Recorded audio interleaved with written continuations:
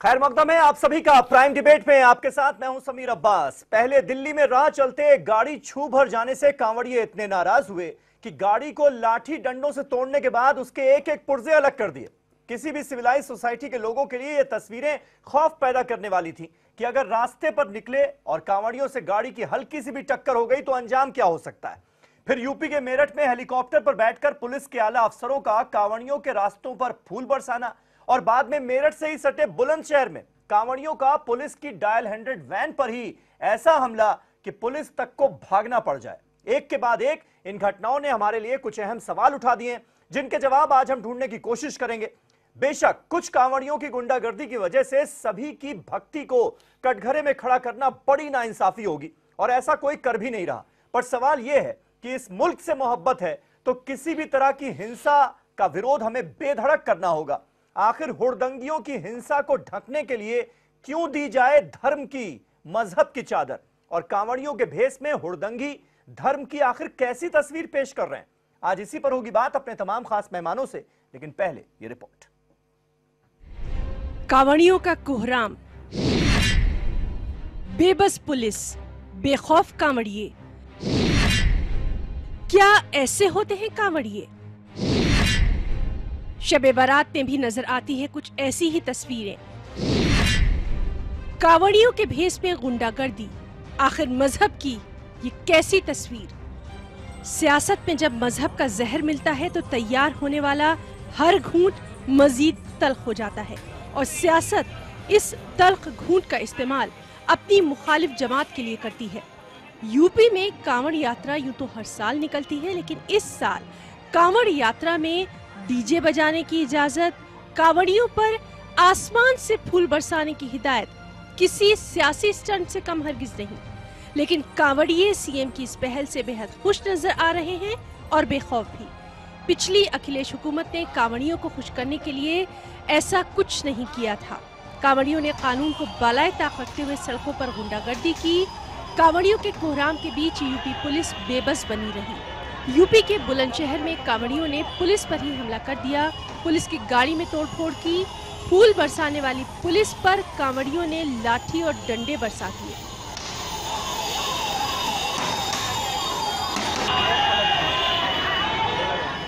Bulandshahr police ने कांवड़ियों के भेष में गुंडों से बाकायदा भागकर अपनी जान बचाई। सवाल उठना लाजमी है कि क्या ऐसे होते हैं कांवड़िए? वहीं बुलंदशहर की एक और तस्वीर जिसमें भीड़ ने पुलिस की जमकर पिटाई कर दी, उनके कपड़े तक फाड़ दिए। आखिर मजहब के नाम पर ये कैसी तस्वीरें हैं? कांवड़ियों की एक ऐसी तस्वीर दिल्ली में भी देखने में आई जहां कांवड़ियों ने सड़क पर गाड़ियों को निशाना बनाया, तोड़फोड़ की, जबकि गुंडागर्दी कर रहे इन कांवड़ियों पर कार्रवाई के नाम पर पुलिस खामोश तमाशाई बनी रही। सवाल है, क्या दिल्ली पुलिस भी कांवड़ियों के सामने बेबस हो गई? आखिर मजहब की एक कैसी तस्वीर पेश कर रहे हैं कांवड़िए? क्या शबे बारात का निकलने वाला जुलूस भी पुलिस वालों पर लाठी डंडों से करता है हमले? पुलिस कांवड़ियों पर फूल बरसा रही है और कांवड़िए पुलिस पर लाठी डंडों की बारिश कर रहे हैं। क्या पुलिस बेखौफ कांवड़ियों के सामने बेबस है? आखिर कांवड़ियों को कहां से मिलती है इतनी ताकत और हिम्मत? Bureau report, news 18 Urdu. तो कांवड़ियों के भेष में ये हुड़दंगी आखिर अपने मजहब की, धर्म की कैसी तस्वीर पेश कर रहे हैं? ये हमारा आज का सवाल। तमाम खास मेहमान हमारे साथ बातचीत के लिए मौजूद हैं। आज हमारे साथ आलोक अवस्थी साहब मौजूद हैं, भारतीय जनता पार्टी के स्पोक्स पर्सन है, मेरे साथ स्टूडियो में हैं। जूही सिंह हमारे साथ मौजूद हैं, समाजवादी पार्टी की स्पोक्स पर्सन है, लखनऊ से वो हमारे साथ लाइव जुड़ रही हैं। असद खान फलाही साहब हमारे साथ मुस्लिम स्कॉलर हैं, वो भी स्टूडियो में मौजूद हैं। वाईएस राखी हमारे साथ जुड़ रही हैं जो कि न्यूमरोलॉजिस्ट हैं और साथ ही साथ तमाम सोशल इश्यूज पर बेधड़क राय रखने के लिए जानी जाती हैं, वो हमारे साथ हैं। दो और खास मेहमान इस डिबेट को ज्वाइन करने वाले हैं बस चंद पलों में।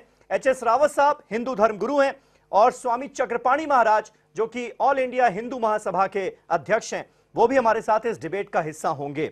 लेकिन सबसे पहले आलोक अवस्थी जी, पहले हमने देखा दिल्ली के मोती नगर में जहां पर कांवड़िए जरा सी कार से टक्कर हो जाती है तो पूरी कार को तहस नहस कर देते हैं। वो तो भला हुआ कि उसमें जो लड़का लड़की बैठे थे वो सही समय पर वहां से भाग गए, वरना उनका ना जाने क्या अंजाम होता। दूसरी तरफ खास तौर पर हम यूपी की अगर बात करें, यूपी में एक तरफ हम देख रहे हैं कि मेरठ में बड़े बड़े पुलिस अफसर हेलीकॉप्टर से जो सर्विलेंस कर रहे हैं वो बाकायदा फूल बरसा रहे हैं कांवड़ियों पर, और उसका नतीजा क्या हो रहा है ग्राउंड पर वो हमारे सामने है कि किस तरह से पुलिस की ही डायल 100 वैन को तोड़ा जा रहा है और पुलिस को भागना पड़ रहा है। ये कैसा इंतजाम है? अब्बास जी, ये वाकई बहुत ही जो दृश्य दिखता है जी, और ये हुड़दंगी जो भीड़ की आड़ में इस तरह का जो व्यवहार करते हैं ये बहुत ही अफसोसजनक है। और भीड़ को आप जानते हैं जब भीड़ इकट्ठा हो जाती है तो भीड़ को आप दिशा दे दीजिए तो वो कुछ भी कर देती है। इसका नतीजा हम लोगों ने लखनऊ में भी देखा है। पिछली सरकार के समय पे टीले वाली मस्जिद पे सभा हुई और हजारों लाखों की संख्या में लोग विधानसभा की तरफ चले गए, रास्ते में जो इतना भी सामान मिला सब तोड़ा फोड़ा लूटा फूटा सारे काम किए। तो भीड़ का ये भीड़ का ही रंग है। सरकार ने हमेशा जो है ये सुविधा दी है कि आप एक चूंकि धर्म विशेष का जो है एक समारोह है, हमने सभी धर्मों की इज्जत करते हैं, सभी धर्मों के बारे में हमने जो है हमेशा से उनको जो है सहूलियत मिल जाए, उनको रास्ता मिल जाए। हमेशा से पिछली बार आपको याद होगा कि डीजे पे बैन लग गया था। हमारी सरकार ने कहा डीजे बनेगा, अगर शिव की बारात जा रही है तो नाचते कूदते जानी चाहिए। लेकिन इसका ये मतलब नहीं है कि आप हिंसा कहीं पे करें और इस तरीके से जनता को परेशान करें। इसकी कतई हम मजम्मत करेंगे आपके इसके माध्यम से। और निश्चित बात है जो उन सबकी फोटोग्राफ है निश्चित वो पकड़े भी जाएंगे, कहीं ऐसा नहीं है कि वो बच के जा पाएंगे। लेकिन भीड़ के समय पे एक पुलिस का अपना एक मापदंड होता है जो पुलिस ने अपने उसमें किया है। इसके पहले जो भी आपने देखा होगा, आपने एक दृश्य आपने और दिखाया कि पुलिस जो है फूल बरसा रही है ऊपर से। देखिए हेलीकॉप्टर से हमेशा पुलिसिंग होती रही है, क्योंकि इतना बड़ा जुलूस होता है कि बीच में कहीं पुलिस की गाड़ी जा नहीं सकती है, पूरी सड़कें आप रोक दी जाती हैं। तो एक आपके पास वायु मार्ग से ही हमेशा पुलिस गश्त करती थी और हमेशा से देखती थी। इस बार चूंकि सद्भावना बने और बढ़े, पुलिस के कर्मचारियों ने अपने उत्साह में कि उनका वेलकम, पुलिस का छवि चुई खराब रहती थी हमेशा, मित्र पुलिस दिखाई पड़े, इसलिए उन्होंने फूलों की वर्षा करी है। मैं इसको बुरा नहीं मानता क्योंकि इससे जो है कोई कानून का उल्लंघन नहीं हुआ। ये कहा जा रहा है कि जो पुलिस और एडमिनिस्ट्रेशन के लोग हैं, क्योंकि योगी आदित्यनाथ सीएम है अब, तो उनकी चापलूसी में ये सारा काम किया जा रहा है। इसमें आगे बढ़ बढ़कर अब फूलों की वर्षा हो रही है। ये पुलिस और एडमिनिस्ट्रेशन का काम तो सीधे सीधे लगता नहीं कि वो फूलों की वर्षा करें, क्योंकि अभी मैं थोड़ी देर पहले मैं सुन रहा था विक्रम सिंह साहब जो कि डीजीपी रहे हैं, उन्होंने कहा पुलिस और प्रशासन का ये काम नहीं होता कि श्रृंगार करे और इस तरह का काम करे। मैंने तो अभी कभी अपनी जिंदगी में नहीं किया, मैं तो इतनी बड़ी बड़ी पोस्ट पर रहा, मैंने तो आज तक नहीं किया कि इस तरह से फूल बरसाए जाएं। ये काम ही नहीं है पुलिस का, तो ऐसा क्यों? देखिए, मित्र पुलिस के नाते आप सिंबॉलिक कुछ भी कर सकते हैं। जैसे पहले कई बार देखा होगा चौराहे में आपने नियम तोड़ा तो पुलिस ने गुलाब का फूल देकर के आपको चेतावनी दी। क्योंकि पहले क्या होता था, पुलिस लठ चलाती थी और लाठियों से भगाती थी और लाठियों से स्वागत करती थी, गोली चलाती थी, जो जैसे कि आपने देखा होगा अयोध्या में मुलायम सिंह यादव जी ने भी किया था। लेकिन ये तरीका नहीं। अगर हम बात से समझा सकते हैं, अपने अच्छे व्यवहार से समझा सकते हैं और एक मैसेज डिलीवर कर सकते हैं कि आप नेक चलनी करिए, आप अच्छे से अपना त्योहार मनाइए और अच्छे से जाइए और हम भी आपका स्वागत कर रहे हैं, आपके साथ मना रहे हैं, तो ये एक अच्छी बात मैं समझता हूं कि जा रही है। हाँ, बशर्ते कि वो कानून का उल्लंघन कोई आदमी कर रहा हो और पुलिस उसको छोड़े नहीं। वो निश्चित बात है, पुलिस जिन लोगों ने तोड़फोड़ की सजा देगी। ठीक है, जूही सिंह जी हमारे साथ है समाजवादी पार्टी से। जूही जी, क्या ये बात आपको ठीक लगती है कि पुलिस के आला अफसर ऊपर से हेलीकॉप्टर पर बैठकर, और जो डिटेल्स आई हैं वो भी बड़ी चौंकाने वाली हैं कि यूपी सरकार ने कुल 14 लाख रुपए खर्च किए एक हेलीकॉप्टर हायर करने के लिए, जिससे सर्विलांस किया गया और उस हेलीकॉप्टर पर बैठकर नीचे कांवड़ियों पर फूल बरसाए गए। क्या ये बात आपको ठीक लगती है, वाजिब लगती है? क्या पुलिस अफसरों का यही काम रह गया है? समीर भाई, ये जो हमारे एडीजी हैं, इनमें नई नई धर्म की प्रवृत्ति जागृत हुई है और अब कई साल नौकरी भी कर चुके हैं। इनकी बात मैंने सुनी। ये इनका काम नहीं है कि ये हेलीकॉप्टर में बैठकर टैक्स पेयर के पैसे से फूल बरसाएं। इनका काम है कि जमीन पर अगर कोई भी अराजक तत्व किसी भी जगह समाज के सद्भावना को तोड़ते हैं तो उनको आप अरेस्ट करिए, और ये किसी भी धर्म के लोग हो सकते हैं। आपने एक एसएचओ को देखा, वो भी खड़े होकर मोती नगर में देख रहे थे। जो भी अराजक तत्व है, मैं नहीं कहती कि सारे कांवड़िए यही कर रहे हैं, बहुत सारे ऐसे लोग हैं जो मुझे भी सड़कों पर मिले जिन्होंने रास्ता साफ किया। ऐसे ही हमारे और भी भाई हैं जो हमें जाने देते हैं। लेकिन जो भी अराजक तत्व है उनको आप क्यों नहीं अरेस्ट करें मिस्टर आनंद कुमार? इसके पहले हमने एक और भी तस्वीर देखी कि हमारे मुख्यमंत्री के चरणों में इन यूनिफॉर्म एक पुलिस ऑफिसर लौट रहा है। देखिए, धर्म आपकी व्यक्तिगत चीज है, आप बिल्कुल फॉलो करिए, लेकिन ये किसने कहा कि जब आप ड्यूटी पर हैं और आप ये फूल बरसाकर गुंडागर्दी तो आप रोक नहीं पा रहे हैं। ऑफिसर उस दिन गुरु पूर्णिमा थी, अपने गुरु के दर्शन करने गया था श्रद्धा भाव से, वहां पे कई लोगों का आस्था जो है गोरखनाथ मठ में है। अच्छा, ठीक आपके है। समय पे तो चप्पलें लेकर दौड़ते थे, मायावती समय पे मैंने देखा चप्पलें लेकर के अधिकारी दौड़ते थे, चप्पल तक उठाते थे, पहनाते थे। उस समय तो आपने कहीं इस तरह का कोई विचार नहीं रखा।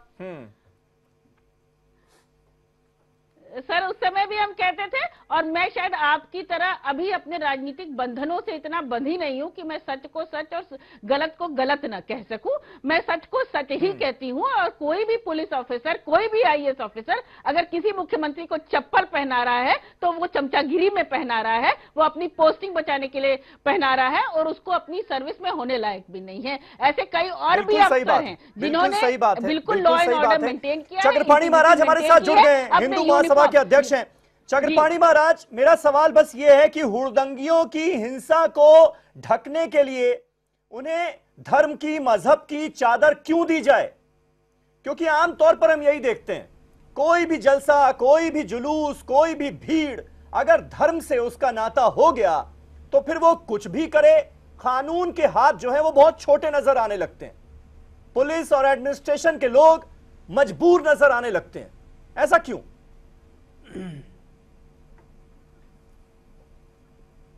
देखिए समीर जी, सबसे पहले मैं आपको बताना चाहता हूं, आप दो चार जो घटनाएं घटी है तो निश्चित रूप से आप ये समझिए, कावड़ लेकर जो भी यात्रा वो अपनी अपनी मनोकामना हो करके और भगवान शिव के श्रावण में जाते हैं, पूरी सब जानता है, पूरी दुनिया जानती है।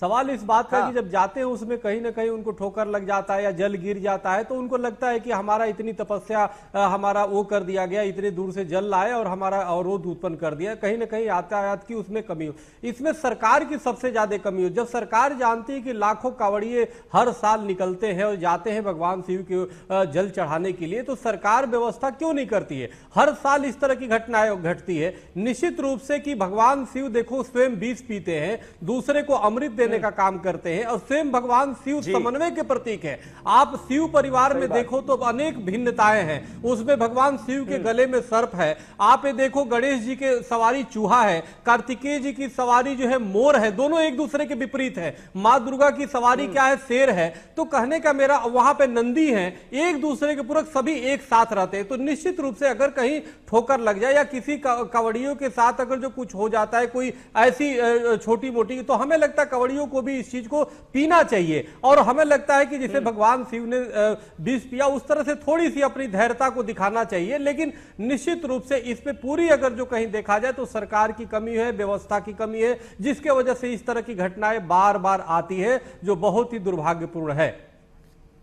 ठीक है, राखी जी हमारे साथ हैं और मेरे पास इंफॉर्मेशन आ चुकी है, दिल्ली के मोती नगर में कांवड़ियों ने जिस तरह से अटैक किया था, एक कार के पुर्जे अलग कर दिए थे, हल्की सी टक्कर के बाद एक उसमें जो कांवड़िया था वो पकड़ लिया गया, उसका नाम है राहुल उर्फ बिल्ला, और उसकी जो इंफॉर्मेशन सामने आई है वो बताती है कि वो किस तरह का इंसान है, किस तरह का शख्स है। एक तो वो पूरी तरह से जाहिल है, इलिटरेट है, और घरों में चोरी करना उसका शौक है। तो ऐसे ही लोग तो धर्म और आस्था को बदनाम कर रहे हैं। बिल्कुल सलीम जी, सबसे पहले समीर जी आपको मेरा बहुत बहुत नमस्कार, अस्सलाम वालेकुम, और पैनल पे बैठे सभी दर्शकों को भी बहुत बहुत हार्दिक शुभकामनाएं आज के दिन की। लेकिन सबसे पहली बात क्या है कि अभी हम इस विषय पर बात करेंगे, इस टॉपिक को उठाएंगे और कल परसों में हम इस टॉपिक को भूल जाएंगे। मेरा कहने का मतलब है कावड़ अगले साल भी बिल्कुल ऐसे ही आएगी और यही घटनाएं फिर होंगी इस डिबेट के होने के बावजूद भी। सबसे पहली बात, प्रशासन को जागना होगा, एक नियम बनाने होंगे, आज अभी से कार्य शुरू करना होगा कि कावड़ लेने हर एक इंसान अगर जा रहा है तो उसको भी एक पास लेना होगा, अपनी आईडी देनी होगी, अपना आधार कार्ड देना होगा, एक नियम होगा जिसको उसे फॉलो करना होगा। मेरे समझ में नहीं आता कौन सी कावड़ में लिखा है, कौन से शास्त्र में लिखा है कि आप लाठियां हॉकी लेकर जाओ, योगी और मोदी के नारे गाओ, डीजे वाले बाबू मेरा गाना चला दो, इतने भारी भरकम डीजे ले लेकर आप जाओ। अरे भोले तो शांत हैं, वो भक्त शिव का चला शिव को मनाने के लिए, हाथ में 2 फूल लोटा जल चढ़ाने के लिए। और ये लोग क्या क्या कर रहे हैं, दिखावा कर रहे हैं, धर्म को बदनाम करने की करोड़ों साजिशों के बाद भी हिंदू धर्म इतना बड़ा धर्म है कि ये कभी बदनाम नहीं हो सकता। लेकिन हिंदू धर्म धार्मिक होने के कारण मुझे बड़ा दुख है, बहुत दुख है मुझे इस बात का कि हमारे धर्म के कुछ जानकार हर बार हस्तक्षेप मुसलमानों पर कर देते हैं। हमारे मुसलमान भाई ना कभी ऐसे थे ना कभी हैं। याद रखिए, ये भारतवर्ष जितना हमारा है उतना मुसलमानों का भी है। धर्म के नाम पर राजनीति करना बंद करो। मुसलमान कहां से आ गए? मैं पूछना चाहता हूं आपसे, में किसी भी बात कांवड़ यात्रा की हो रही है, कोई उसको नहीं, और हमें हुड़दंगियों की तरह देखना चाहिए। वो चाहे हिंदू हो मुसलमान हो, हर धर्म में बैड एलिमेंट्स हैं, हर धर्म में बैड एलिमेंट्स होते हैं। जरूरत यह है कि उनको धर्म की चादर ओढ़ा के उनसे दूरी ना रखी जाए और उनको धर्म की चादर ना दी जाए ओढ़ने के लिए, ताकि वो अपनी करतूतों को ढक सके। अरे मेरे भाई, गलत हरकतों को ढक सके। वही तो कह रही हूँ, धर्म की चादर मत उड़ाओ। कई लोग हमारे धर्मगुरु, बड़े बड़े धर्मगुरु ये कह देते हैं कि हम ये हिंदू, ये हमारे कावड़ी है ही नहीं, ये कुछ और धर्म के लोग थे। अरे क्यों थे भाई, ये कावड़िए ही हैं। जो भी आप कावड़ियों का हाल देख रहे हैं, छोटे छोटे 6 महीने के बच्चों को लेके कावड़ लेने निकले हुए हैं। कौन से धर्म में कहाँ शासन सो रहा है? आप कहते हैं दुकानों के बाहर, पान की दुकान पर लिखा है 14 वर्ष से कम के बच्चे से काम ना कराएं। आप छोटे छोटे 6 महीने के बच्चों को कावड़ लेने भेज देंगे? कोई नियम कानून है इस देश में कि नहीं? रावत साहब, बिल्कुल गलत है। डॉक्टर एच एस रावत आ गए हमारे साथ। रावत साहब, क्या आपको लगता है जो मौजूदा दौर में जिस तरह से कांवड़ यात्रा का स्वरूप बन गया है, वो क्या धर्म और शास्त्रों के हिसाब से गलत है? जिस बात का जिक्र राखी जी कर रही है, मतलब आस्था तो बहुत पीछे चली गई है, शो ऑफ रह गया है। देखिए समीर जी, जो ये काम हुआ, ये जो तोड़फोड़ की है, मैं इसकी निंदा करता हूं। लेकिन मैं साथ में ये बताना चाहता हूं कि कुछ बैड एलिमेंट ऐसे होते हैं जो सनातन धर्म को बदनाम करने के लिए घुस जाते हैं। पहले बहुत सारा ऐसा हुआ है, दुर्गा पूजा के अंदर भी बहुत सारे लोग ऐसे पकड़े गए, राम की जब सवारी निकलती है तो भी ऐसे लोग पकड़े गए। इनको ऐसा नहीं करना चाहिए, ये शिव भक्त नहीं हो सकते। ये उस प्रकार के लोग हैं जिनको अच्छा खाने को मिलता है, घूमने को मिलता है, और जब इनका खून खौल उठता है तो जाकर के ये लठ बजाना शुरू कर देते हैं। जब सच ये है कि जो अगर कावड़ लेकर के आएगा, 200-250 किलोमीटर से पैदल चल के आएगा, बम बम भोले करता हुआ आएगा, जय माता की करता हुआ आएगा, वो इस प्रकार का घिनौना कृत्य नहीं कर सकता। मैं इसका विरोध करता हूं। लेकिन साथ में ये इंक्वायरी भी होनी चाहिए कि आखिर जो ये गाड़ियों की तोड़फोड़ हुई, पुलिस की गाड़ी पे जो तोड़फोड़ हुई है, ये कौन लोग हैं? आजकल फेस रिकॉग्निशन का टाइम है, सब लोग पहचान लिए गए, इनकी इंक्वायरी होनी चाहिए और भविष्य में इस तरह की कोई दुर्घटना इस तरह की ना हो और सनातन धर्म को बदनाम ना किया जाए। इसके लिए इनके कहीं ना कहीं जैसे वैष्णो देवी में पर्ची बनती है, उस प्रकार से इन लोगों की एंट्री वहां से की जाए और इसका पूरा रिकॉर्ड रखा जाए, जिससे कि सनातन धर्म पर आरोप लगता है। जहां भी राखी जी कह रही थी छोटे बच्चे की बात है और मुसलमान ऐसा नहीं करते। देखिए, ये जरूर है कि दुर्गा पूजा के अंदर क्या हाल हुआ, वहां पुलिस देखती रहेगी, थाने जला दिए गए, वहां दुर्गा पूजा नहीं निकालने दी, विसर्जन नहीं करने दिया गया। ठीक है, तो कुछ बैड एलिमेंट, ठीक है। इसीलिए जब इस तरह की घटनाएं सामने आए तो मुझे लगता है कि जो घटना है और जिन चीजों से उसका ताल्लुक है, हमें उसी पर बात करनी चाहिए। मैंने देखा है सोशल मीडिया पर एक नया तरह का ट्रेंड चल पड़ा है कि जब आप कांवड़ियों से जुड़ी बातें करेंगे तो आपको याद दिलाया जाएगा कि भाई वहां सड़कों पर नमाज पढ़ी जा रही थी, तब आप क्यों नहीं कुछ बोले। मुझे लगता है कहीं ना कहीं जब हम ऐसी बातें करते हैं तो हम ऐसे लोगों को बचने का मौका दे देते हैं। हम कहीं ना कहीं दबे छुपे अल्फाजों में ये कहने की कोशिश करते हैं कि नहीं, फलाई साहब इन पर सवाल मत उठाओ क्योंकि ये धर्म से जुड़े हुए लोग हैं, तो कुछ भी बोलते हैं। और वेस्ट बंगाल के अंदर जी फलाई साहब, क्या ये बात सही है? कोई पूछने वाला नहीं था। रावत साहब की ऑडियो बुलाइए, यहाँ पर स्टूडियो में जो लोग बैठे हुए उनको ऑडियो नहीं मिल रहा है। रावत साहब दूसरी की तरफ उंगली क्यों उठाते हैं? रावत जी, आज की प्रैक्टिकल बात कीजिए। शायद बोलिए फलाई साहब जी। रावत जी, जो आज प्रैक्टिकल बात है वो बात कीजिए। आपके उसमें बैठे हुए, हाँ, सबने बेहतरीन और उम्दा बात करी अपने अपने मजहब से ऊपर उठकर, क्योंकि ये कानून व्यवस्था का नाम था और उस कानून व्यवस्था का नाम था जिस कानून की धज्जियां उड़ाई जा रही थी मजहब की आड़ लेकर या मजहब की चादर लेकर। मैं रावत जी के साथ अक्सर डिबेट करता हूं और इनके विचारों से मेरी सहमति नहीं होती है, लेकिन उसके बावजूद आज जिन विचारों का उन्होंने यहाँ पर मुजाहरा किया है मैं वो काबिले सताइश है। मैं उनको मुबारकबाद देता हूँ इस बात का कि उन्होंने ये नहीं कहा कि दूसरे फला मजहब वाले लोग उस मौके पे ऐसे कर रहे हैं या वो ऐसे कर रहे हैं। इन्होंने उसको कहा कि जो लोग भी ऐसा काम कर रहे हैं मैं उनका विरोध करता हूँ। ये काबिले मतलब ये मुबारकबाद है और सताइश की बात है। अब मैं इसी बात को कहना चाहता हूँ कि देखिए सबसे पहले हमें ये बात समझ देखिए आप लोगों के दिलों से मजहब को तो नहीं निकाल सकते। India is a pro religion country, यहाँ हमारी रगों के अंदर हमारा धर्म और मजहब बहता है और यही वजह है कि हमारे यहाँ धर्म को लेकर इतने कम्युनल वायलेंस हो जाते हैं,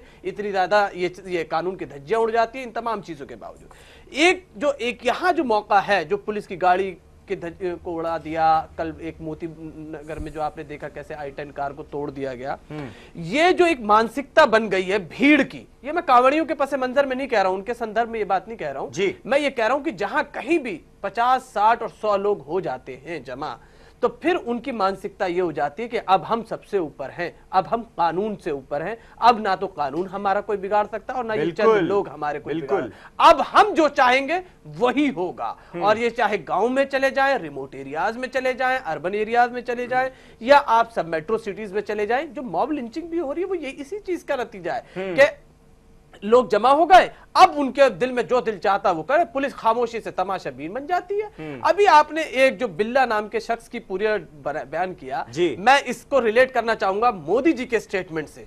जब गाय के नाम पे लोगों ने मॉब लिंचिंग शुरू करी तो उन्होंने कहा कि जरा इनका डॉजियर बना के देखो, इसमें से लोग कितने लोग ऐसे निकले हैं जो रात के अंधेरों में काली करतूतें कर रहे होंगे। मेरे शब्द नहीं है, ये हमारे prime minister mister Modi ji के हैं। तो इसी तरीके से जो अभी कह रहे हैं, रावत जी ने भी जो बात कही कि ये जो लोग जा रहे हैं इनमें कौन कौन लोग शामिल हो रहे हैं, क्या ऐसे चोर उचक्के असामाजिक तत्व एंटी सोशल एलिमेंट्स तो शामिल नहीं हो रहे हैं जो इस तरह के धार्मिक सौहार्द को बिगाड़ने की कोशिश कर रहे हैं। और आज मैं आपके माध्यम से कह दूं, आपके चैनल के माध्यम से समीर जी, के ऊपर वाले की मेहरबानी थी कि उस कार के अंदर कोई दूसरी मजहब का मानने वाला नहीं था इंसान।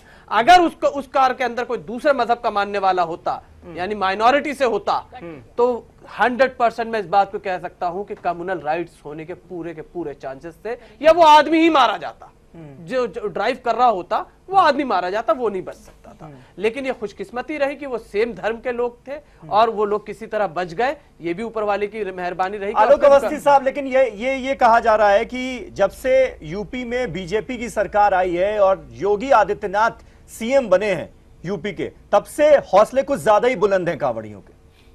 इसमें क्या सच्चाई है? देखिए, जब से योगी आदित्यनाथ की सरकार आई है प्रदेश के अंदर जी, हौसले बुलंद हमारे नागरिकों के हैं, हमारी पुलिस के हैं। हाँ। हमने तब 7,000 से अधिक परेशान होते हैं जब कांवड़िए इस तरह से रिएक्ट करते हैं। 7,000 से अधिक सीरियस क्राइम के मुजरिमों को जेल के अंदर डाला है। हाँ। डर के हमारे 9,000 अपराधी गले में तख्ती डाल करके घूमते थे कि हम अपराध नहीं करेंगे, क्षमा मांगते थे और जाकर जेल में सरेंडर करके आए हैं। ये सरकार की वो देन है। हाँ। और कांवड़ यात्रा भी आप अगर आप इस साल के देख रहे हैं, हाँ। आपने इसके पहले की और सरकारों की भी कांवड़ यात्रा देखी होगी। कांवड़ यात्रा आज की नहीं चल रही है, ये शाश्वत है, बहुत समय से चल रही है। जितनी हिंसक प्रदर्शन पहले होता रहा है, इस सरकार ने बहुत ही कम हिंसक, मैं कहूंगा हिंसा बिल्कुल भी नहीं होनी चाहिए, 0 होनी चाहिए। लेकिन जो घटनाएं ये छुटपुट आई है, 1 या 2 जो गिनती में आ रही हैं, पहले सैकड़ों की संख्या में इस तरह की संख्या आती थी और कई लोगों की लेकिन पुलिस इतनी मजबूर क्यों नजर आ रही है? विजुअल्स देखिए, हम चला रहे हैं, तस्वीरें आप देखिए कि एक डायल हैंडेड वैन पर ही हमला कर रहे हैं कांवड़िए और पुलिस को भागना पड़ रहा है वहां से। मतलब इतने हौसले कैसे बुलंद हो गए? समीर जी, अभी आपने 12 वफात के जुलूसों में नहीं देखा, अभी आपने मजलिसों के बाद जब लोग निकलते सड़कों पे और विरोध आतंक करते अभी आपने नहीं देखा। वहां तो लूट भी होती है, मार भी होती है और आगजनी भी करते हैं। लेकिन मैंने हमेशा से देखा हुआ है योगी सरकार में फिर भी सारी चीजें जो है समय काबू में है। यही तो मैंने कहा कि इसको धर्म के आईने से मत देखिए। तो मुझे बताइए, आम आदमी क्या करेगा? इसे आप अच्छा कह रहे हैं, सच्चा कह रहे हैं। एक धर्म वाले लोग ऐसा कर रहे हैं तो दूसरे धर्म वाले भी, यानी ऐसा कहिए कि एक शख्स चोरी कर रहा है तो मैं भी चोरी करूंगा। सबसे बड़े पहरेदार हैं, वही भाग रहे हैं। बिल्कुल यही मसला है कि जब एक धर्म से जुड़े लोगों में कुछ बैड एलिमेंट्स कुछ करते हैं तो उनको यह कहकर बचाने की कोशिश होती है कि भाई तुम्हारे धर्म वाले भी तो ऐसा कर रहे थे। यही तो हम शील्ड दे देते हैं ना ऐसे लोगों को।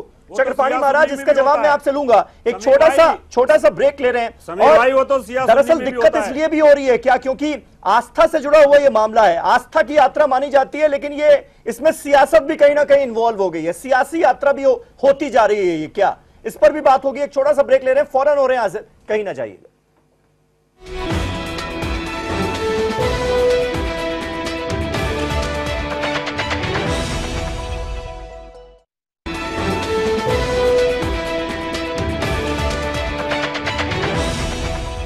कांवड़ियों के भेष में हुड़दंगी जो हैं वो धर्म की आखिर कैसी तस्वीर पेश कर रहे हैं, ये हमारा आज का सवाल। तमाम खास मेहमान हमारे साथ बने हुए हैं। समाजवादी पार्टी से जूही सिंह हमारे साथ मौजूद हैं। जूही जी, ऐसा समाजवादी पार्टी को क्यों लगता है कि जो आला पुलिस अफसर हैं उन पर कहीं ना कहीं सरकार का दबाव है और उस दबाव के चलते इस तरह का बिहेवियर उनका नजर आ रहा है हमें, यानी कांवड़ियों को लेकर एक सॉफ्ट अप्रोच दिखाने की बार बार कोशिश की जा रही और इसकी वजह से हालात थोड़े बिगड़ रहे हैं, क्या ऐसा है?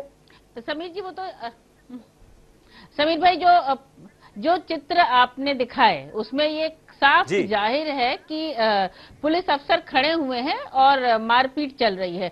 दूसरी बात, हमने तो एडीजी से कहा नहीं था कि वो पब्लिक डोमेन में अपना ये पुष्पांजलि जो कर रहे हैं ये ट्विटर पे उन्होंने खुद ही डाला था, उनको जमीन पे होना चाहिए था। जगह जगह मैं बिल्कुल ये नहीं कह रही हूँ कि कांवड़िए सब खराब हैं, सब गुंडे हैं, लेकिन कुछ अराजक तत्व हैं और उन अराजक तत्वों को अभी तक क्यों नहीं चिन्हित किया गया, क्यों नहीं अरेस्ट किया गया? आपकी जिम्मेदारी है। सबको पता है कि सावन में कांवड़ यात्रा होती है, कोई नई बात तो नहीं है। बड़े बड़े तीज त्योहार भी होते हैं, उसमें भी पुलिस ही बंदोबस्त देखती है, तो इसमें आप अपनी व्यक्तिगत महत्वाकांक्षा क्यों पूरा करने लगते हैं? आप रिलीजियस आदमी हैं, वैसे आनंद कुमार को मैं जानती हूं और ये नई नई इनके आस्था जगी है। आप अपने व्यक्तिगत समय में कुछ भी करिए ना, इस समय आपका काम है, आप यूनिफॉर्म में हैं और आप पुलिस बंदोबस्त को संभालिए। और कोई भी बिल्कुल, तो समाजवादी पार्टी की सरकार में यूपी में ऐसा कभी नहीं हुआ जूही जी कि कांवड़ियों पर ऊपर से फूलों की बारिश की जाए? ये अभी शुरू हुआ है योगी आदित्यनाथ के सीएम बनने के बाद। समीर जी, हो सकता है योगी जी इससे खुश होते हो।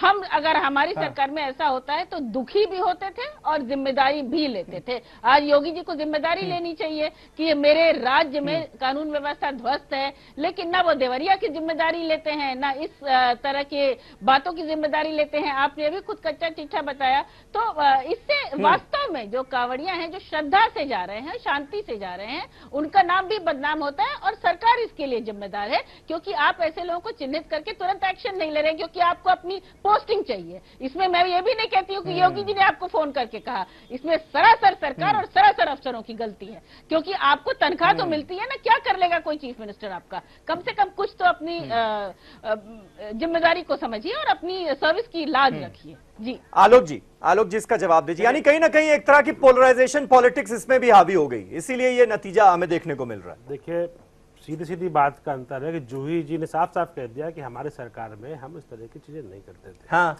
उनकी सरकार में क्या होता था मैं बताता हूँ। उनकी सरकार में डीजे नहीं बजने दिया जाता था, उनकी सरकार में पुलिस लाठी बरसाती थी, उन्हीं की सरकार थी अयोध्या में, वहां पे गोली भी चलाई गई।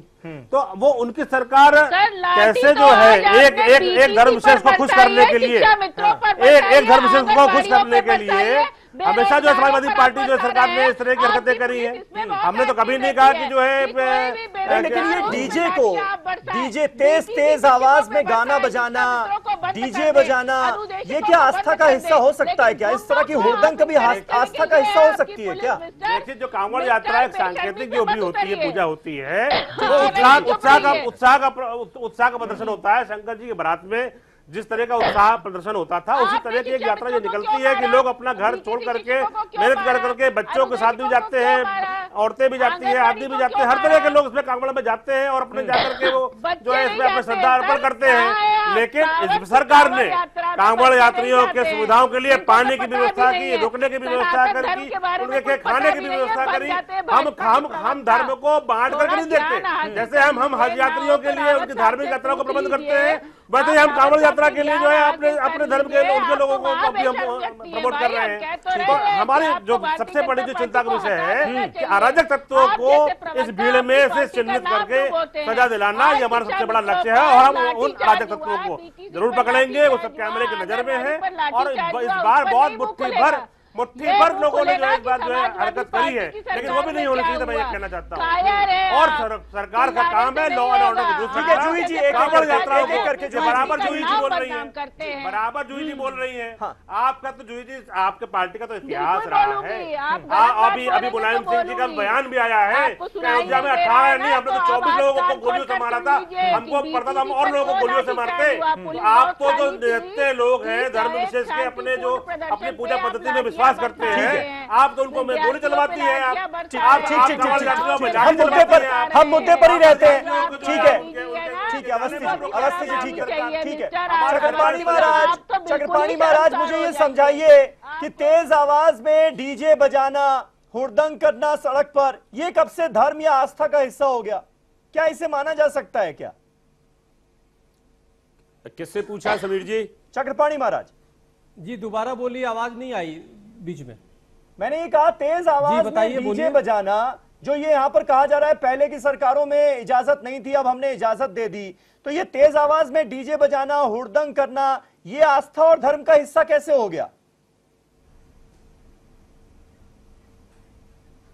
देखिए समीर जी, मैं आपको बताना चाहता हूं सनातन धर्म में तीन प्रकार से है परमात्मा की प्राप्ति होती है और भक्ति की जाती है। ज्ञान के आधार पे ज्ञान, भक्ति और वैराग्य, या तो भक्ति करो या तो वैराग्य करो। तो अगर जो कोई भजन अगर जो करता है, अश्लील नहीं बजाना चाहिए, जैसे वाया राखी जी ने कहा, अश्लीलता किसी भी तरीके से स्वीकार्य नहीं है हमारे सनातन धर्म में। तो अगर भजन करते हुए अच्छी चीजें बजाते हुए जा रहे हैं तो एक माहौल पैदा करता है और उस तरह कोई बात नहीं। दूसरी बात, रही बात, देखो कई बार प्रश्न उठा कि वो छोटे बच्चे, चाहे हमारे सनातन धर्म में भक्ति के लिए कोई आयु कोई निश्चित नहीं है, कोई बच्चा भी कर सकता है, बुजुर्ग भी कर सकता है, उसमें कोई लिंग नहीं है, स्त्री भी कर सकती है, पुरुष भी कर सकता है, किन्नर भी कर सकते हैं। सब परमात्मा क्या एक समान है, सब आत्मा के रूप में जाने जाते हैं। और कोई प्रोफेशन से भी संबंध, अगर चोर भी रहा है, जमानत पे होकर के जा रहा है दर्शन करने, बिल्कुल जाए, बड़ा से बड़ा अपराधी हो, बिल्कुल भगवान शिव पे जल चढ़ा सकता है। लेकिन अगर अपराध करता, वो अपराध है, क्योंकि हृदय परिवर्तन तो कभी भी हो सकता है और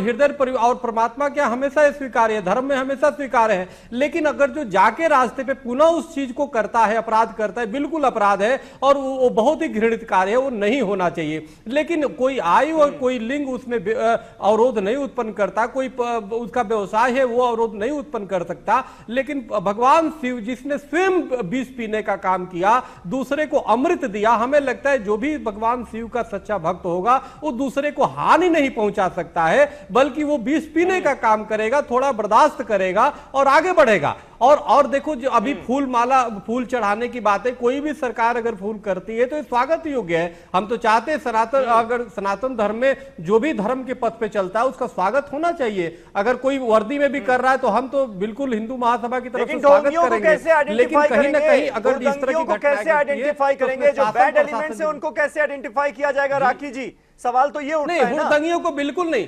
देखो, देखिए ऐसा है जी राखी जी, इन्होंने कहा, मैं उनकी बात से पूरी तरह सहमत हूं, लेकिन मैंने आपसे कार्यक्रम की शुरुआत में एक बात कही कि देखिए, सबसे पहले हर चीज के लिए एक नियम होना चाहिए और कानून किसी को फ्रीडम जरूरत से ज्यादा देंगे तो वो चाहे कोई भी धर्म हो उसका गलत फायदा उठाएगा। धर्म कभी ये नहीं कहता कि आस्था और विश्वास के लिए कानून को अपने हाथ में लो। प्रशासन को नियम रेगुलेशंस बनाने होंगे। जैसे कहते हैं शिवरात्रि के दिन ही कावड़ चढ़ाई जाती है, ना उससे पहले ना उसके बाद। अगर कोई कावड़ी किसी वजह से नहीं पहुंच पाता तो वो सावन में कभी भी चढ़ा देता है, लेकिन मेन महत्व आज रात का है। उसी तरह से कावड़ लेकर जाने वालों के लिए भी कोई नियम कानून होने चाहिए, उनका भी कोई उनकी कोई हमारे पास आधार कार्ड होना चाहिए, कितने लोग जा रहे हैं, किस रास्ते से जा रहे हैं, क्यों उनके पास लाठियां है, लाठियां हथियार की परमिशन हम क्यों कावड़ियों को दे रहे हैं, मेरे समझ में नहीं आ रही। आप सड़क पर डीजे ले जाने की परमिशन कैसे दे रहे हो, जबकि दिल्ली जैसे शहर में 11 बजे के बाद डीजे बंद है, नाचते। अरे शंकर भगवान के भजन खाकर जाया जाता है, कल को आप लोग कह दोगे कि माता रानी रखा जाता, आपको पता है? कावड़ आप मेरी बात सुनिए, कावड़ के बारे में आप मुझे मत बताइए, मुझे पता है, मुझे पता है, मुझे पता है।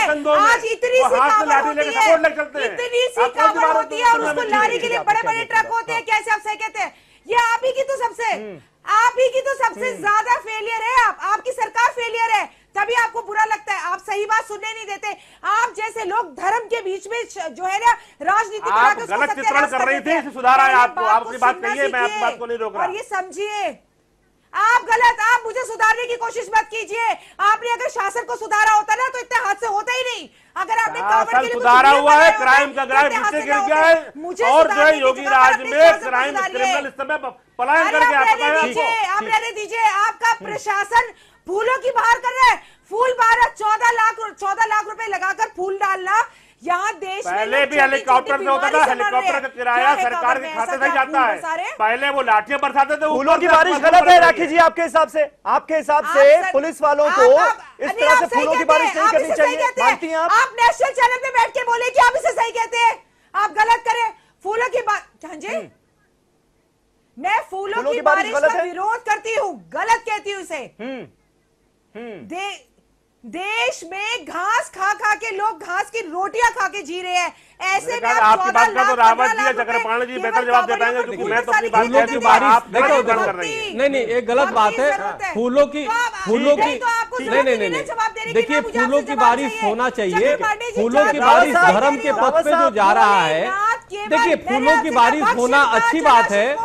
नहीं, फूलों की बारिश अच्छी बात है। फूलों की बारिश, आप देखिए जो भी धर्म के पथ पे जा रहा है, आपको नहीं लगता पुलिस और एडमिनिस्ट्रेशन का काम लॉ एंड ऑर्डर में धर्म के रास्ते पे जा रहा है, फूलों की बारिश करना? फूलों की बारिश कोई कर रहा है तो इससे अच्छा कोई नहीं हो सकता। बहुत अच्छी बात है, ठीक है। फूलों की बारिश फूलों की बारिश करना अच्छी बात है। कोई भी धर्म के पथ पे जा रहा है उसको तो संभाल लीजिए, तो ज्यादा जरूरी है मेरे हिसाब से। तब तो सही है, रमजान में क्यों नहीं कराते आप? जब मेरे भाई रोजा रखते तब आप बारिश क्यों नहीं करवाते? रमजान में करवाओ फूलों की बारिश। धर्म को बांटते क्यों? करिए, अगर आप सावन में करवा रहे हैं कांवड़ियों पर, तो रमजान में रोजेदारों पर भी फूलों की बारिश करवाइए। फलाई साहब, उसमें बारिश क्यों होनी चाहिए ना? बारिश पानी गिरना चाहिए। गर्मी में तो रोजे हो रहे हैं तो साथ होनी चाहिए। देखिए तब होगा सबका साथ सबका विकास। धर्म के रास्ते पे जा रहा है। देखिए आप नागरिक रिक्वेस्ट करूंगा वो लाइट। समीर जी अभी आप उसे अब देखिए मेरी बात सुने। अरे राखी जी, ठीक है समीर जी, आप तो धर्मनिरपेक्ष है, लेकिन आप भी कभी कभी हिंदू मुस्लिम काट करने लगते हैं। आप भी हज की बात करने लगे समीर जी। हमें तो मजाकिया अंदाज में एक बात कही गई है, मजाकिया अंदाज में मैंने कही, मैंने तभी आपको कह दिया। वो लाइट होने से बात थी। सबसे पहले लोगों को पता है क्या है, यहाँ पे जितने लोग बैठे हुए अगर धर्म की परिभाषा समझ जाए तो ये जो आपस में एक दूसरे को बोल रहे हैं ना कि मतलब वो ऐसे ना करे और वो ऐसा ना करे, ये कहने की नौबत ही नहीं आएगी। क्योंकि धर्म की बुनियादी तालीम क्या है, शिक्षा क्या है कि अपने आप को भूल के दूसरे की सेवा में लग जाए। बिल्कुल, ये है धर्म की परिभाषा। और दुनिया के किसी भी, चाहे आप डिवाइन रिलीजन को ले लीजिए, चाहे मिस्टिसिज्म जो है, जो सूफिया ने जितने भी सूफिया मजहब है हमारे, सूफीज्म वाले, इन सब को ले लीजिए। इन सब ने यही कहा है कि मानवता की सेवा के लिए अपने आप को भूल जाओ। और मैं अब आगे एक चीज कहूं, अगर किसी की अर्चना से, किसी की पूजा अगर से, मानवता की सेवा कर रहे हैं कोई पुलिस अधिकारी फूल डाल करके, तो क्या दिक्कत है? तो मैं नहीं इंटरप्रेट जल्दी से उसके बाद रावत साहब के पास मुझे जाना है, जल्दी से।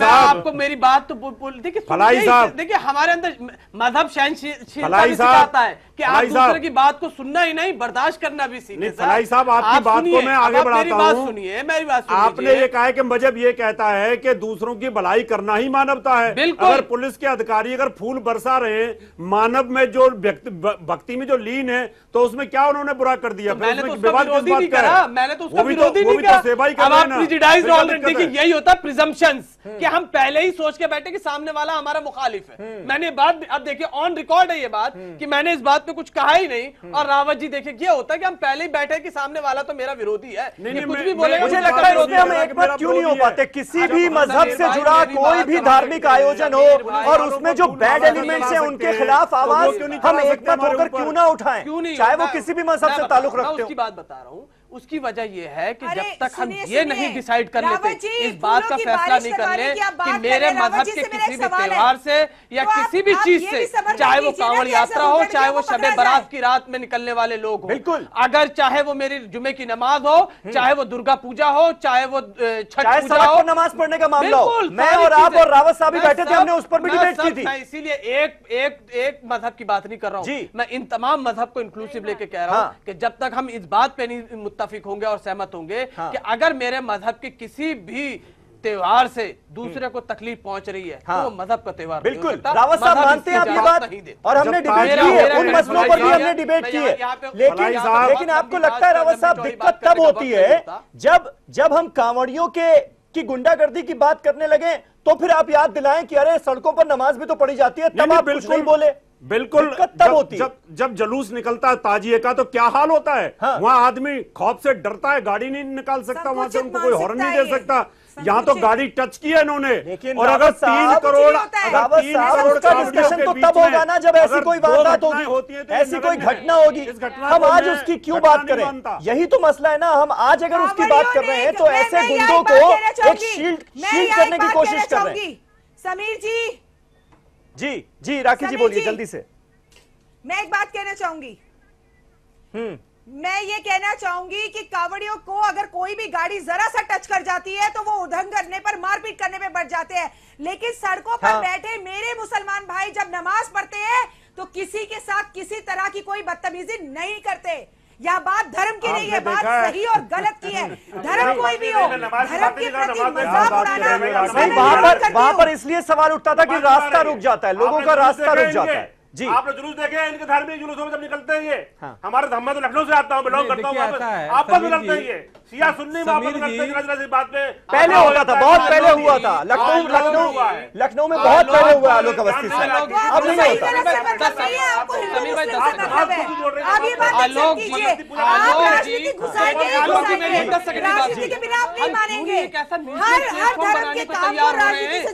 हम सभी को ले लें, आप अपने हिंदू भाइयों को भी ले, सिख भाइयों को भी। नहीं, मेरी बात कंप्लीट है। हम म्यूचुअल प्लेटफॉर्म पे आने को ही तैयार नहीं है। मैं पश्चिम में खड़ा रहूंगा, मैं और आप कहो आप पूरब में खड़े रहोगे। हम म्यूचुअल प्लेटफॉर्म पे आने को क्यों नहीं तैयार हैं? अगर हम जिस दिन म्यूचुअल प्लेटफॉर्म पर आएंगे उस दिन इस देश का निर्माण करेंगे, इस सोसाइटी और इस माशरे को हम एक अच्छी चीज दे पाएंगे। हमारी आने वाली जनरेशन हमसे क्या सीख के जा रही है, हम उनके लिए भी रिस्पॉन्सिबल है। आज अगर हम आजाद बैठे हैं तो हमारे पूर्वजों ने उसके लिए मेहनत की है। आज हम जो चीज एंजॉय कर रहे हैं, चाहे नेचुरल रिसोर्सेज हो, चाहे दूसरे इन्वेंशन हो, आविष्कार हो, उससे पहले हमारे आबा अजदाद ने उस पर मेहनत करी, तो हम आज एंजॉय कर रहे हैं। इसी तरह हमारी आने वाली जनरेशन को हम क्या देके जाएंगे, इसके ऊपर भी सोचने की जरूरत है। रावत साहब, क्या ये मैसेज खुले तौर पर देने की जरूरत है कि जो हिंसा कर रहा है, जो वायलेंस कर रहा है, हुड़दंग कर रहा है, वो धार्मिक तो हो ही नहीं सकता, ये सच इसलिए है वो धर्म का चोला ना ओढ़ पाए और बच ना निकले। ये सच है समीर भाई, जो हिंसा करता है वो दिल से भगवान को या अल्लाह को मानने वाला नहीं हो सकता, वो हड़दंगकारी होता है। चाहे वो ताजिया हो, ताजिए का निकलने वाला जलूस हो, चाहे कावड़ यात्रा हो, चाहे रामनवमी या दुर्गा पूजा में उपद्रव करने वाले मुस्लिम शरारती बच्चे हों, मैं इनका विरोध करता हूं। भाईचारा रहना चाहिए, भक्ति रहनी चाहिए, लेकिन 3 करोड़ कांवड़ यात्रियों के अंदर अगर 2 घटनाएं होती है तो नगण्य के तौर पर मानी जाती हैं। इस तरह के हादसे होते हैं, लेकिन इन पर एक्शन होना चाहिए, इनको अरेस्ट करना चाहिए और आगे से इस तरह की कोई घटना ना हो। इनका बाकायदा पास बनना चाहिए और इनका जो ये बेसबॉल लेकर के जो मारा है, इसकी इंक्वायरी होनी चाहिए, कहां से आए ये सब चीजें। मैं इन सब चीजों के लिए विरोध करता हूं। ठीक है आलोक जी, लेकिन वो तो हो नहीं रहा कि पहचान हो, उनका आई कार्ड बने, कहां से कहां तक जा रहे हैं कांवड़िए, कौन क्या लेकर चल रहा है, ये सब चीजें तो सरकार कर नहीं पा रही। हो क्या रहा है, एक मिनट, हो क्या रहा है, बरेली का खेलम गांव है जहां पर रेड कार्ड्स दिए गए 250 लोगों को, 450 लोगों को चिन्हित किया गया कि भाई ये, क्योंकि पिछली बार वहां पर कुछ इस तरह की घटनाएं हुई थी, कुछ वायलेंस हुआ था, तो अब वहां से 150 मुस्लिम परिवार जो है वो पलायन कर गए। ये खबर आ रही, तो उनको क्योंकि डर लग रहा है कि पुलिस और एडमिनिस्ट्रेशन हमें परेशान करेगा, अभी जिस तरह का माहौल है, ऐसा माहौल क्यों बन गया है? देखिए, ये कोई माहौल नहीं, माहौल बिल्कुल अच्छा है और कानून का राज है प्रदेश के अंदर। पलायन करना पड़ा, 150 मुस्लिम परिवार वहां से घर बंद करके चले गए। अभी आपने कैराना में देखा था क्या हुआ था? हाँ। कैराना में कितने लोग पलायन कर गए थे पिछली सरकार में, तब आपने समीर जी ये प्रश्न उठाया था क्या? बिल्कुल उठाया था, बिल्कुल उठाया। मेरा ये इतना कहना है, देखी थी आपने, जब भी नहीं, मुझे त्योहार टोकना पड़ेगा, जब भी त्योहार होते हैं, टेलीविजन पे जब भी त्योहार होते हैं, जब भी त्योहार होते हैं, जब भी कोई चुनाव होता है, एक शांति भंग की आशंका में नोटिस लगती है। सुनिए जो मैं बता रहा हूँ, सरकार अज्ञानी का बताइए, सुख भोगना 107/16 की कार्रवाई सरकार शुरू से जो प्रशासन करता आया है, शांति भंग की आशंका में मुचलके भरवाता आया है। तमाम राजनीतिक क्षेत्रों के लोगों को, तमाम इस तरह के उपद्रवी लोगों को नोटिस भेजी जाती है किसी भी त्योहार से पहले। तो इसीलिए सबके यहाँ गई है। अब कोई इसमें भाग रहा है या क्या, किस लिए जा रहा है, इसकी जानकारी ली जाएगी। और अगर वहां पे कोई इस तरह की कोई बात है तो उनको आश्वस्त किया जाएगा यहाँ पे ऐसी कोई बात नहीं है। लेकिन अगर पुलिस शांति भंग की आशंका में नोटिस सर्व कर रही है तो आप उसमें मुचलका भरिए, अपने पास रहिए। वो 6 महीने बाद फाड़ के फेंक दिया जाता है, उस कागज की कोई और वैल्यू नहीं रहती है। लेकिन हमको चूंकि अमन चैन प्रदेश के अंदर रखना है, हमको लोगों को पाबंद करना पड़ता है और उसमें सभी धर्मों के लोगों को पाबंद किया जाता है, ज्यादातर नेताओं को भी पाबंद किया जाता है। मेरे पास खुद नोटिस आती है 116 की, जिस समय चुनाव और सारी नॉर्मल बात है। फिर इसका मतलब शांति भंग की हमेशा रहती है बात। समीर भाई, ये पूरे मामले को एक डिफ्लेक्शन किया जा रहा है। आप जो मर्जी आए करिए, लेकिन पुलिस की जमीन पर ये जिम्मेदारी है कि आप कानून व्यवस्था बनाए रखें और कोई उसको तोड़ता है तो उसको जेल में भेजें। हमें क्यों इतिहास बताया जा रहा है कि नॉर्मल नोटिस है, अमन चैन है? अरे कहाँ अमन चैन है? आपके टीवी स्क्रीन पर अमन चैन नहीं है। अवस्थी जी को लगता है तो मैं सही कह रही हूँ कि योगी आदित्यनाथ भी सो रहे हैं और वो भी सो रहे हैं, और हम क्या कह सकते हैं। लेकिन अगर आप जिम्मेदारी नहीं उठा सकते उत्तर प्रदेश की तो इस्तीफा दे देना चाहिए आपको। ये चुनाव लड़ने के लिए घूम रहे हैं, राजनीतिक मैदान में जिम्मेदारी लेने आए हैं। आपके मुख्यमंत्री उस समय अखिलेश यादव थे, बलात्कारी मंत्री इसको साथ लेकर घूमते थे। पुलिस में रिपोर्ट नहीं लिखी जा रही थी, कोर्ट से वारंट हुआ, उसके बाद गिरफ्तार भी नहीं किया गया। जिस समय जो है गायत्री प्रजापति था, उन्होंने वो मुख्यमंत्री का आचरण था कि अपराधी को साथ में लेकर घूम रहे थे, प्रचार कर रहे थे। एक हमारे मुख्यमंत्री इस समय आपके प्रदेश मुख्यमंत्री योगी आदित्यनाथ बाढ़ में नाव से जाकर के बाढ़ की राहत बांटते हैं, वहां पर जाके स्थिति देखते हैं। अब अवस्थी जी ये भरोसा तो दिलाइए ना कि अब इस तरह की घटनाएं नहीं होंगी और एडमिनिस्ट्रेशन को एक सख्त मैसेज दिया जाएगा कि भाई इस तरह की घटनाएं टॉलरेट करने की जरूरत नहीं है। आपके हाथ बंधे हुए नहीं है, हाथ हमने काट नहीं दिए आपके। प्रशासन के हाथ खुले हुए हैं, पुलिस के हाथ खुले हुए। उसका नतीजा ये है कि आज 15,000 से अधिक अपराधी जेल के अंदर है। 180 करोड़ रुपए संपत्ति जब्त की गई अपराधियों की। ये बिना अच्छी पुलिस को अगर छूट नहीं दी जाती तो कभी नहीं होता। पिछले 15 साल में जो जंगल राज था इस प्रदेश हमारे 15 महीने के शासनकाल में उसको जो है बहुत दुरुस्त किया गया है। अपराधियों के खिलाफ हमारी योगी सरकार काल के रूप में गई है। बैठकर चिल्लाओ यहाँ पर। ये स्तर है हमारे भारतीय जनता पार्टी के प्रवक्ताओं का, न दूसरों को सुनना, न अपनी जिम्मेदारी लेना, न अपनी जिम्मेदारी को मानना। राममूर्ति वर्मा की बात कर लीजिए। फिर अगर आप ऐसी बात कर रही हैं तो एक बालिका से बलात्कार के बाद एक पत्रकार उसकी वो कर रहा था, जिंदा जला के मार दिया, क्या कारण मंत्री था आपका? क्या बात कर रही हैं जूही जी आप? चलिए चक्रपाणी महाराज 10 सेकंड मेरे पास है। लास्ट कमेंट आपसे मैं लेना चाह रहा था कि अब आगे ऐसी हुड़दंग ना हो, इसके लिए क्या किया जाए? 10 सेकंड।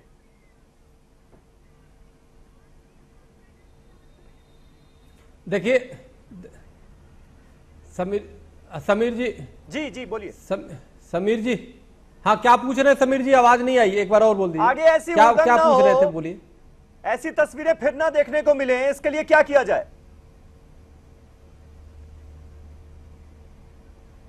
नहीं, हमें लगता है देखो, अगर जो जहां शासन प्रशासन फूल बरसा रही तो कांवड़ियों की भी ये जिम्मेदारी बनती है उस फूल का सम्मान रखे और शासन प्रशासन इसको वो करे, उसका सहयोग करे। और हमें लगता है देखो, अभी बात आई कि किसी भी प्रकार से हिंसा नहीं होनी चाहिए और भक्ति के रास्ते पे जा रहे हो तो भक्ति के जब रास्ते पे जा रहे हो तो किसी भी तरीके से काम और क्रोध को बिल्कुल दूर रखिए, क्रोध को बिल्कुल त्यागिए, तो ही जाके उस भक्ति का तो आप भक्ति का लाभ आपको प्राप्त होगा और व्यष्टि से समष्टि की तरफ। क्योंकि भगवान शिव के पास जब जा रहे हो तो ऐसा नहीं कि अगर जल गिर गया तो भगवान शिव उसको नहीं देख रहे हो, स्वीकार करेंगे आपकी भक्ति का। और निश्चित रूप से आपको क्रोध त्यागना चाहिए और आगे, और शासन प्रशासन की भी जिम्मेदारी बनती है कि वो सही रास्ता वो करे। चलिए बहुत बहुत शुक्रिया, बहुत बहुत शुक्रिया। इसी नोट के साथ इस डिबेट को खत्म करते हैं। कल एक नए टॉपिक पर नई डिबेट के साथ हाजिर होऊंगा। तब तक के लिए शब बखैर।